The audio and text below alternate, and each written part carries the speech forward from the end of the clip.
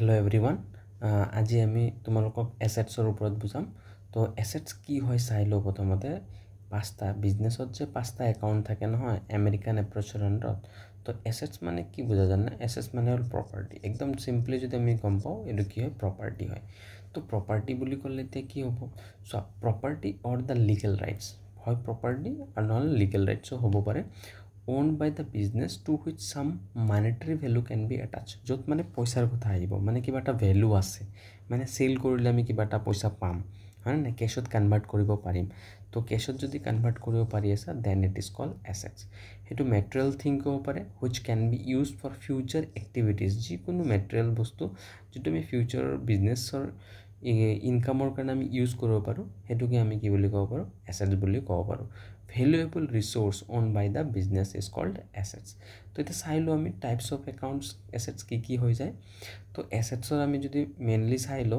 তো আমি কনভাৰ্টেবিলিটিৰ ওপৰত বেস কৰি কিনি ভগাব পাৰো দুটা টাইপত হয় না কনভাৰ্টেবিলিটিৰ ওপৰত বেস কৰি আৰু এটা হল ফিজিক্যালস এক্সিস্টেন্সৰ ওপৰত আৰু এটা হল ইউজেছৰ ওপৰত বেস কৰি কিনি কনভাৰ্টেবিলিটিৰ ওপৰত যদি সোৱা তেতিয়া আমাৰ তা দুটা অপচন আছে কাৰেন্ট এসেটস আৰু এটা হল নন কাৰেন্ট এসেট আৰু কি নন কাৰেন্ট এসেট তো কাৰেন্ট এসেট কোনবিলাক সোৱা কনভাৰ্টেবিলিটি মানে কি কৈছে জানে কিমান সোনকালে তুমি কেশত কনভাৰ্ট কৰিব পাৰিবা হয় না কেশত কিমান সোনকালে কনভাৰ্ট কৰিব পাৰিবা হয় না তো যিবিলাক এক বছৰতকৈ বেছি লাগি যায় নহয় কেশত কনভাৰ্ট কৰোতে হেতু হল নন কাৰেন্ট এসেট হেতু কি বুলি কয় নন কাৰেন্ট আৰু এক বছৰতকৈ তল লাগিলে কম হলে হেতু কিও কাৰেন্ট এসেট বুলি কোৱা হ'ব তো এই সোৱা লিখা আছে can be converted into cash within 1 ইয়াৰ এক বছৰৰ ভিতৰত এক্সাম্পল কি লব পাৰা ডেটৰ্স ক্যাশ হয় না ব্যাংক এবিলাক আমি ইমিডিয়েট ক্যাশত কনভাৰ্ট কৰি লব পাৰো আৰু যিবিলাক নন কাৰেন্ট এসেট আছে এবিলাক asset use for long term normally more than 1 ইয়াৰ কেনেকুৱা হ'ব পাৰে ল্যান্ড বিল্ডিং মেশিনাৰী এবিলাক সব এক বছৰতকৈ বেছি ইউজ কৰা হয় ঠিক আছে তো কনভাৰ্টেবিলিটি ওপৰত বেস কৰি দুটা হে হৈছে এসেটছৰ টাইপস আছে নেক্সট আমি চাও ফিজিক্যাল এক্সিস্টেন্স হয় না ফিজিক্যাল এক্সিস্টেন্স আমি দেখা পাও নে নাপাও টাচ কৰিব পাৰো নে ফিল কৰিব পাৰো নে হেতুৰ ওপৰত বেস কৰি থাকিলে এটো ফিজিক্যাল এক্সিস্টেন্স বুলি কোৱা হয় ঠিক আছে তো ইয়াতে দুটা পাৰ্টিশন কৰা হৈছে এটা হল টেনজিবল এসেটস আৰু এটা হল ইনটেনজিবল এসেটস হয় না টেনজিবল মানে টাচ কৰিব পাৰো ফিজিক্যাল নেচাৰ যেনেকা ল্যান্ড বিল্ডিং ফাৰ্নিচাৰ এইবিলাক আমি টাচ কৰিব পাৰো না পাৰো তো ইয়াক আমি কৈ দিম টেনজিবল যিবিলাক টাচ কৰিব নোৱাৰা যেনেকা goodwill patent copyright formula recipe হয় না এইবিলাকক আমি কৈ দিম ইনটেনজিবল এসেটস ক্লিয়াৰ হৈছে ইনটেনজিবল এসেটস এতিয়া আমি চাও ইউজেছৰ ওপৰত হয় না বিজনেছত হেতু কিমান ইউজ কৰে যেনেকা অপাৰেটিং এসেটস আছে অপাৰেটিং এসেটছত কি হৈছে কজন use in day to day বিজনেছত আমি ইউজ কৰো যেনেকা প্লান্ট মেশিনাৰী হয় না ষ্টক এইবিলাক ডেইলি ইউজ হৈ থাকে তো সেইবিলাক আমি অপাৰেটিং এসেটস আৰু নন অপাৰেটিং এসেট কোনবিলাক যেবিলাক ৰেগুলাৰ ইউজ নহয় হয় না তো নট ইউজ ইন ৰেগুলাৰ অপাৰেশনস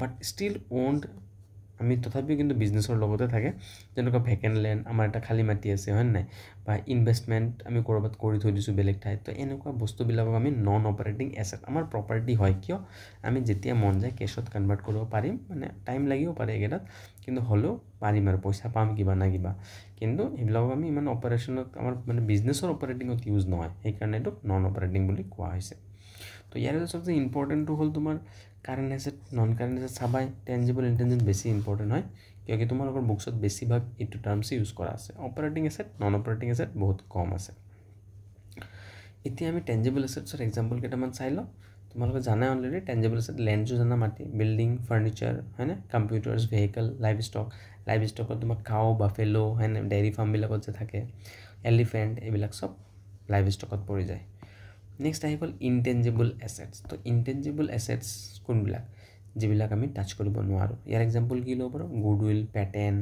হয় না কপিৰাইট ফ্ৰেঞ্চাইজি ৰেচিপি ফৰ্মুলা হয় না ব্ৰ্যান্ড ট্ৰেডমাৰ্ক এইবিলাক দেখা নাপায় এইবিলাক ৰাইটিং এটা ৰাইট থাকে হয় না তো সেই কাৰণে এইবিলাক আমি ইনটেনজিবল এসেটস বুলি কওঁ তো ইয়াৰ ভিতৰত এটা বস্তু চাবা ইয়াতে যোনটো মাষ্টাৰ হেড আছে না master head and publishing title তো এইটো কি বস্তু এক্সাম্পল কেইটামান লৈ ল'ব যেনেকৈ টাইমছ অফ ইণ্ডিয়া হয় নাই তাৰপিছত the Tribune the Indian express Indian এইবিলাক মাষ্টাৰ হেডছ এইটো প্ৰপাৰ্টি হয় সিহঁতৰ কাৰণে এতিয়া আমি আহোঁ কাৰেণ্ট এসেট তো কাৰেণ্ট এসেট মই অলৰেডি বুজাই দিছিলোঁ কাৰেণ্ট এসেট যিবিলাক এক বছৰৰ ভিতৰত কেশত কনভাৰ্ট কৰিব পাৰোঁ ইয়াতে এক্সাম্পল মই গোটেইকেইটা লৈ লৈছোঁ cash in hand cash at bank cash equivalent মানে কেশৰ পৰা সমান যেতিয়া মন যায় তুমি কেশত কনভাৰ্ট কৰিব পাৰা যেনেকুৱা মাৰ্কেটেবল সিকিউৰিটিজ বেংক ড্ৰাফ্ট এইবিলাক সব কেশ ইকুইভেলেণ্টৰ আণ্ডাৰতে আহে নেক্সট আহি যায় ট্ৰেড ৰিচিভেবল মানে পইচা পাব লগা আছে এই ট্ৰেড ৰিচিভেবলৰ ভিতৰত তোমাৰ বিল ৰিচিপল সোমাই যায়, ডেটৰ্ছ সোমাই যায়, ডেটৰ্ছ ইয়াৰ ভিতৰতে সোমাই থাকে হা, ট্ৰেড ৰিচিপলৰ ভিতৰত। ইনভেণ্টৰী আছে, ইনভেণ্টৰী মানে যিবিলাক ষ্টক বিক্ৰী নোহোৱাকৈ থাকি যায় দোকানত এইবিলাক। আৰু ইনভেণ্টৰীটো অলপ ডাঙৰ টাৰ্ম হয় হা, কোম্পেনীবিলাক আৰু ডাঙৰ ডাঙৰ বিজনেছবিলাকে ইনভেণ্টৰীৰ টাৰ্মটো ইউজ কৰে, ঠিক আছে। তো ইনভেণ্টৰী আমাৰ কাৰণে ক্লিয়াৰ হৈ গ'ল।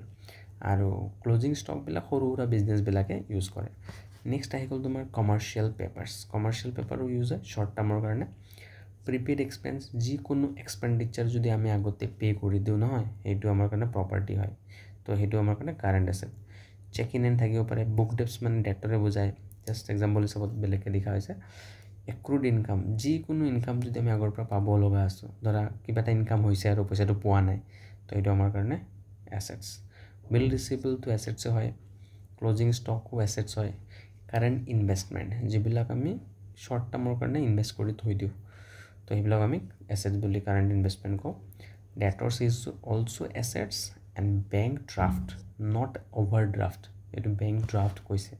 বেংক ড্ৰাফ্ট কি জানানে? বেংক ড্ৰাফ্ট হ'ল আমি ধৰা বেলেগক, আমাৰ বেলেগৰ ধৰা আমাৰো একাউণ্ট নাই, বেলেগৰ একাউণ্ট নাই, বা আমাৰ একাউণ্ট আছে বেলেগৰ কোনোবা ধৰা একাউণ্ট নাই, বেংক একাউণ্ট নাই, আমাক এমাউণ্ট ধৰা ট্ৰান্সফাৰ কৰিব লাগে, তো বেংক ড্ৰাফ্টৰ থ্ৰু দি আমাক পইচাটো দিব পাৰে। তো এইটো আমাৰ কাৰণে প্ৰপাৰ্টি হয়। কোনোবাই যদি আমাক বেংক ড্ৰাফ্ট দিছে, তো আমাৰ কাৰণে এইটো প্ৰপাৰ্টি হয়। মাৰ্কেটেবল ছিকিউৰিটিজ ইজ আৱাৰ এছেটছ। তো মাৰ্কেটেবল ছিকিউৰিটিজৰ ওপৰত মই ছেপাৰেট এটা ভিডিঅ' বনাম, কিন্তু এইটো বহুত ইম্পৰ্টেণ্ট টপিক হয়। বেছিভাগ মানুহে মাৰ্কেটেবল ছিকিউৰিটিজৰ ওপৰত ইমান বেছিকৈ নাজানে মানে। তো মই এইটো এক্সট্ৰা ভিডিঅ' অলপ ডাঙৰ টপিক হয়, এক্সপ্লেইন দি ভালকৈ বুজাই দিম একদম। মাৰ্কেটেবল ছিকিউৰিটিজ বহুত এইটো শ্বেয়াৰ বুলি ভাবি থৈ দিয়ে, বাট শ্বেয়াৰ্ছটো নহয়। তো নেক্সট আছে তোমাৰ লুজ টুলছ। তো লুজ টুলছ কোনবিলাক হয়? যেনেকুৱা কিছুমান তোমাৰ ফেক্টৰীত সেই ইউজ কৰে, তোমাৰ প্লাছ হেক্সো বা কাম কৰাৰ কাৰণে আৰু প্ৰডাকশ্যনত হেল্প কৰাৰ কাৰণে কিছুমান মেটেৰিয়েল ইউজ হয়, মেচিনত ইউজ কৰে। তো সেইটো ৰেগুলাৰ ইউজ কৰা যায়, সেইটোকে আমি লুজ টুলছ বুলি কওঁ। আৰু স্পেয়াৰ পাৰ্টছ মানে গমে পাইছা, সৰু সুৰা যিকোনো পাৰ্টছ হয়, হয়নে? মেচিনৰ পাৰ্ট হয়, তো সেইবিলাক আমি স্পেয়াৰ পাৰ্ট বুলি কওঁ। সেইবিলাকো কাৰেণ্ট এছেটৰ ভিতৰত আহে। নেক্সট আহিছোঁ আমি লিকুইড এছেট। লিকুইড এছেট কোনবিলাক হয়? লিকুইড এছেট হ'ল একদম সোনকালে আমি কেছত যিবিলাক কনভাৰ্ট কৰিব পাৰোঁ, সেইবিলাক লিকুইড, একদম লিকুইড আৰু কাৰেণ্ট এছেটৰ ভিতৰতে পৰে এইটো লিকুইড এছেটছ।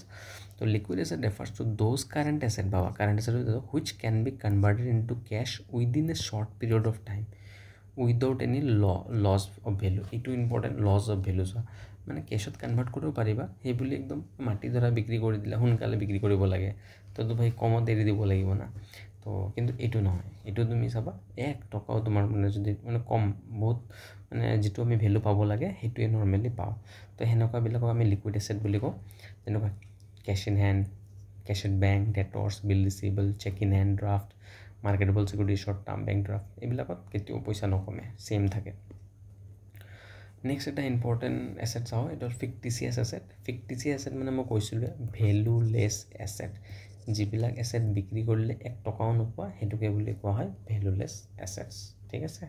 ফিক্টিচিয়াছ এছেট। তো fictitious asset are those asset which do not have the physical form, হয় না, একো ফিজিকেল ফৰ্ম নাথাকে, আৰু don't have a real value. Physical ফৰ্মো নাই, ৰিয়েল ভেলু নাপায়, মানে বিক্ৰী কৰিলে তুমি নোপোৱা পইচা। These are the legal and technical expenditure which are incurred beginning before the starting of the enterprise. Business to start কৰাৰ সময়তে বিগিনিঙতে মানে এক্সপেণ্ডিচাৰ অকাৰ্ড হয়, সেইটোকে আমি ফিক্টিচিয়াছ বুলি কওঁ। যেনেকুৱা miscellaneous expenditure, deferred revenue expenditure, preliminary expenses, discount on loss of debenture, underwriter commissions, advertisement, shares, এইবিলাক। These are also' known as unamortise expense বুলিও ইয়াক কোৱা হয়, ঠিক আছে। তো এছেটছ আজি গোটেইখিনি ক্লিয়াৰ কৰি দিছোঁ। কিবা যদি বেলেগ ডাউট থাকে কমেণ্টত লিখি কৰিবা, তো মই তাৰ ওপৰতো ভিডিঅ' বনাম। তো থেংক ইউ।